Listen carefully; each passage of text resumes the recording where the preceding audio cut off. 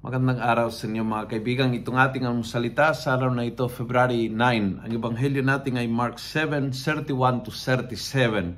Ako po si Father Luciano Feloni, Parish Priest ng Jesus Lord of Divine Mercy Parish sa Diocese of Novaliches.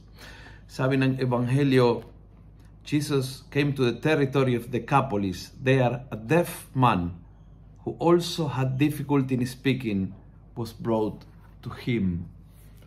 He could not listen, kaya had difficulty speaking. Ito ay hindi lang isang karamdaman ng katawan. I think ito po'y nangyari sa pang-araw-araw ng buhay. Kung hindi mo kaya makinig, hindi mo kaya makapagsalita ng malinaw.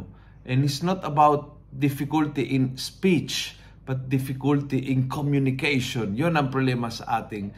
Kasi kung hindi ko kaya makinig, ang aking pananalita will be a monologue, will be ako lang na nagsasalita patungkol sa mga gusto ko, sa mga isip ko, sa mga sapalagay ko, and it's me more and me and myself and my ideas.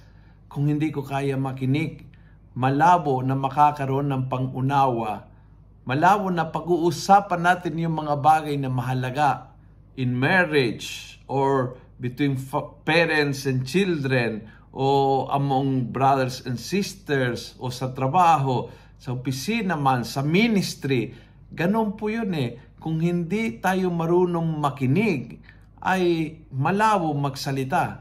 Malabo in the sense na maring malinaw yung speech, pero malaw ang communication.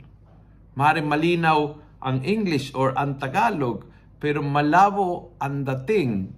Hindi nila magets yung point kasi hindi mo rin nagets yung kanilang point, and so naging islands, naging kanya-kanya, naging mga tao na imbes na nag-uusap ay nagpapalitan ng monologues. Humingi tayo sa Panginoon ng biyaya na pagalingin ang ating pandinig, buksan ang ating pandinig so that we could really deeply listen to each other. At dahil doon, ang pananalita natin ay magiging tulay, magiging komunikasyon, magiging pakikipagkasundo. Dahil marunong makinig, ang pananalita ay magiging komunikasyon. Kung nagustuhan mo ang video ito, pass it on. Punuin natin ang good news ang social media. Gawin natin viral, araw-araw ang salita ng Diyos. God bless.